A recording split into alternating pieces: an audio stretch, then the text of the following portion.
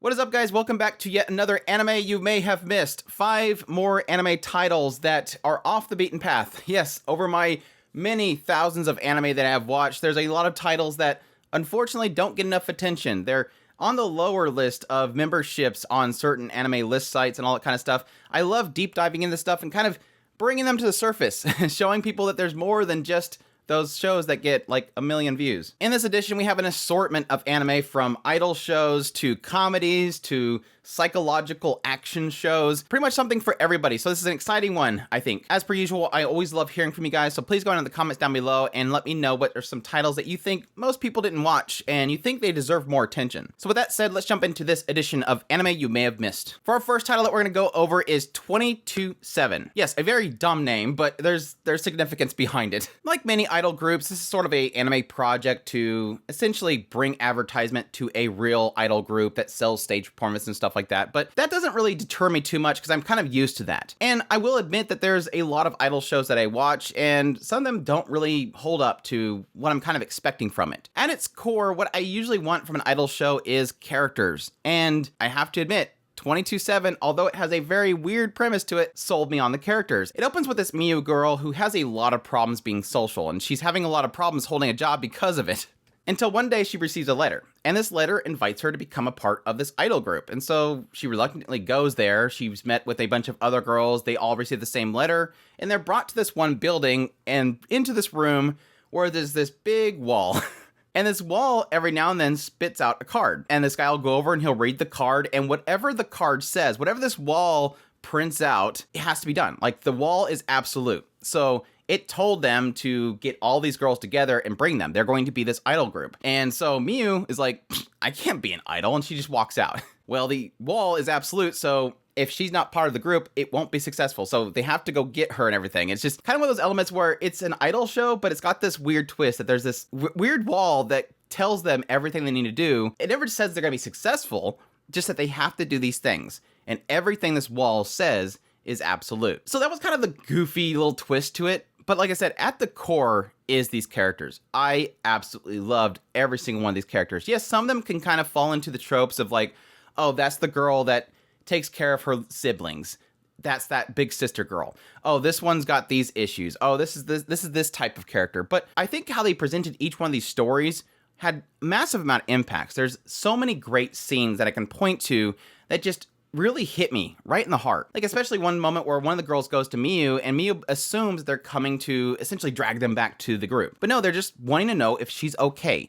Like, they're putting her before anything else. Like, no, your well-being is the priority here. These characters, like I said, have a lot of heart to them. And though they do kind of bump heads every now and then, there's, like I said, these great stories behind them that really sells them on their personalities. And while the ending, yes, kind of gets a little weird and kind of just throws things together, it still comes to a really impactful ending. Like I said, 22/7, I came into it expecting it just to be an advertisement for real idols. And yeah, some of the voice acting was kind of odd too. Miu was a very unique voice, but I think it kind of fit her character in the end. But as I watched this show, what came through the end was characters. And I think if you have an idol show, you have to have these characters really impactful. So I highly suggest it. It ends up being like one of my favorite idol shows. Definitely not nowhere near like Cinderella Girls, but it's close. Moving on to our next one we have is Mardock Scramble. Now this is a movie series. I think like 3 total movies. But still, it's kind of one of those ones where it's sort of odd that it never got much attention. It takes place in a semi-futuristic world where we have like androids and stuff like that. And it focuses on Rune Ballot, who is this girl that's like down on her luck. She's a street rat basically, and she's taken in pretty much as a prostitute from this guy. And this guy pretty much promises her that if she follows his order and does everything he says, he's gonna take care of her. He's gonna show her love. Well, turns out he just burns her alive in his car. And what follows this is Rune ends up becoming a part of this secret government project, this Scramble 9. And what Scramble 9 is where they essentially revive a victim of a crime, and that allows them to become witnesses to the crime itself. Imagine a murder victim becoming the witness against the one that murdered them. Sounds easy, right? And what kind of precedes this is essentially Rune Ballot taking on the organization that essentially led to her death. looking into the secrets behind this organization, Scramble 9, and everything. It was written by To Ubukata, who did a lot of work with the Ghost in the Shell series with script work, and it really does have that same aesthetic. Like, it really does feel like you could tell me this was in the Ghost in the Shell world, and I would believe you. It's got a great aesthetic to it. It's got Gohans before they started kind of going downhill here recently. It looks great, great music, great action scenes. It just everything. I love the main character. I love Ofkoku. Like, Ofkoku's great. This little mouse that goes around with her is so great. It really did surprise me. I think there was a period of time in the 3 movies that was kind of a lulling point, but overall, it just ended on a really great note. Like, the last movie was excellent. For our next one we have is Taisho Otome Fairy Tale. I absolutely adore this show.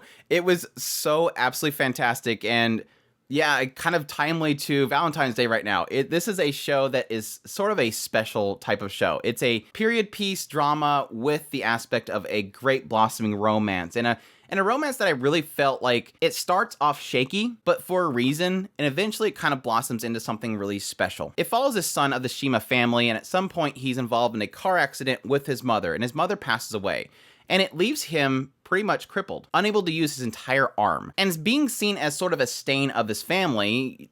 Again, the time period here, Taisho period, it's sort of, he's seen as this cripple and thus a stain of their family itself. And so the father wants to kind of get rid of him, get him out of the public sight. So he sends Tamahiko to kind of just live and die in some remote village. And this is, of course, devastating to him. He feels isolated. He feels like he lost his entire family. He feels like a shutout of his family. His entire family hates him and blames him for the death of his mother. And then comes Yuzuki. Yuzuki is a wife that was sent to him by his father, somebody to take care of him in this remote village. And Yuzuki was purchased by Tamahiko's father for like a measly amount, just to cover their debts. So this Yuzuki is coming to this house expecting, okay, this is my husband, I've been bought, this is my new life, I had to discard my old life, and she's afraid. She's afraid that she's gonna come into this house and this guy is gonna be some evil guy that's gonna mistreat her, but he doesn't. He welcomes her in, kind of just apologizes to her, like, I can't believe my father went off and bought you and sent you to me. You know, tomorrow you can just leave, you don't have to stay here. But it's in that warm welcome that he gives her that Yuzuki decides to stay there and take care of him and essentially be the wife that she was meant to kind of be. And over time, she's sort of showing Tamahiko that there is a purpose to live on. Like, there is joys that he can still find in this world, despite the fact that he's been kicked out of his family. This is one of the few cases where I can point to for people to find really solid romance in anime, because typically anime is very young, it's very naive. And this one is sort of like just in the barrier of breaking into adulthood that I think really nails it. And I love the relationship between these two characters. It was such a great story. The ending part punched me in the gut. Like, I was so happy I was delayed in watching the last few episodes because, like, it just leaves on a really bad cliffhanger at some point, and then I was like, thankfully I don't have to wait an entire week to watch the next episode. It was really fantastic. I really loved the relationship with the characters. I really loved how they nailed the Taisho period. It really did kind of have the aesthetic of it. The art style's fantastic. I love the character designs. Yuzuki is absolutely adorable. I love when they get into eventually how she wraps herself. It's just great. I love it to death. I so wish there was more of it, but it had a really fantastic ending to it, and I could not ask for more. If you like slice of life, if you like period pieces, if you like romance, please go watch Taisho Otome Fairy Tale. Our next one is Mitsuboshi Colors. Gosh dang, I love this show so much. I love this show so much. Mitsuboshi Colors is essentially about 3 girls. And they're in this big city and they're just trying to find fun. They're in the jungle of the city and these girls are finding their own enjoyment no matter where they look for it. And if they can't find something to entertain them, they're going to create their own entertainment. They're just a bundle of fun. They're just going around the city and causing havoc and just enjoying themselves. Every now and then getting this local cop involved and just completely throwing him off, or going to this one store and buying some random thing from this goofy store owner. It's just so much fun. Each and every week, this show brought me smiles. The characters are fantastic. They have their own personalities. Just seeing how sometimes their own goofiness will like infect people around them. Like, they had this one point where they're playing this zombie game, and so they would go up and like give people letters that inform them that they're zombies, and then eventually at some point everybody starts getting involved with it because these girls are just running around doing this zombie game. They're fun and enjoyment, despite the fact that everybody is sort of just going about their daily routines, going to and from work or whatever. Their kind of own little world they're creating, their imagination is sort of infecting people around them and sort of dragging them in. But it's a lot of fun. I think one of my favorite parts is when the three girls, they go buy a bazooka from the store owner, and they go to the police officer and claim they're gonna shoot him, and he's like the entire time going, "You bought that from the toy store? That can't be real." And like at some point he started to believe that it was real. And these three girls are sitting there with it on their shoulders. It's too much fun. I love these girls to death. I just highly suggest if you're looking just for a cute comedy show, it nails it. And yeah, it deserves more attention. And finally, our last show for this video is Inari Konkon Koi Iroha. My gosh, this was a truly special show way back in 2014. My gosh, it's been nearly 10 years. And so my memory is very foggy here, so keep that in mind. But I just know that for several years, I kept chiming on people, please go watch that show. It's a very special show. It opens up with this girl, Inari, and you kind of find out very quickly that she has trouble speaking to certain people. She has this one guy at school that she really likes. The only place she can really find comfort is this one shrine that she walks through to school. At some point, she found this creature there and helped it out. Well, after some really bad incident with this boy that she has a crush with, she kind of flees back to the shrine where she ends up meeting Uka-sama, which is this spirit within the shrine itself that ends up bestowing upon Inari the ability to transform into anything that she wants. And so Inari kind of uses this ability to gain an advantage to be able to talk to this boy that she likes so much, Koji. She transforms into this girl that she's seen talking with him at some point, figuring, okay, I'll just become the girl that he likes. And this ends up blowing up in her face. And it really does kind of force her to have to realize that nothing can be really fixed by magic. And this kind of spirals into a lot of stuff. This story is a lot about these characters that I truly did adore, every single one of them. The Fujoshi character Chika, which I loved. The tomboy Keiko, my gosh, the tomboy Keiko, oh, she was so fantastic. Like, a later scene with her and Inari really did grab tears for me, like hardcore. Akemi, Koji, the brother Toka, and his relationship with Uka was super fantastic. You get an idea really quickly. The reason why the spirit is in the shrine is because she fled from the god realm because she wanted to essentially pursue these Otome game characters that she loves so much. She wants this romance from Japan that she's seen in these video games. But at its core, this story is all about development. It's about growth. It's about accepting who you are. It's about not trying to be something that you're not. Inari's constantly trying to think that if I'm only this person, maybe I can catch Koji's attention. If I can only do this, maybe I can fix this issue. And it's funny that it doesn't use it too much, but at its core, she has this ability to be able to become other people.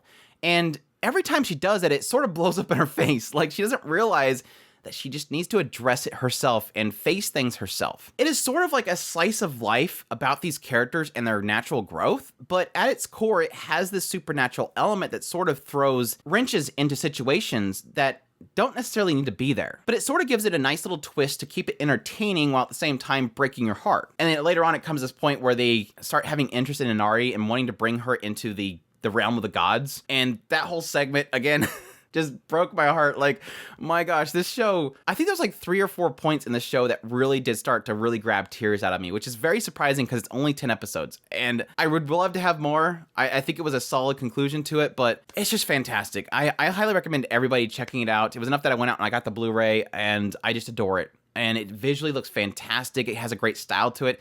At the time, it sort of reminded me of like KyoAni style. But no, it's fantastic. The music's great. I highly suggest checking it out. But that's it. That's all for this edition of Anime You May Have Missed, or Anime Off the Beaten Path. If you like this video, make sure to go down below and hit that like button. I greatly appreciate it. Also, leave a comment. Again, let me know what some titles that you think deserve more attention. Love to hear from you guys. Additionally, if you're new to the channel, make sure to hit that subscribe button so you get all my content. I do news, reviews, first impressions, top lists. If it's anime, it's pretty much here. Additionally, if you want to support the channel more, I would greatly appreciate if you consider supporting us on Patreon. Our tips link, super thanks, or membership button down below. I greatly appreciate it, but it supports the channel. Your support makes this happen, and y'all take care.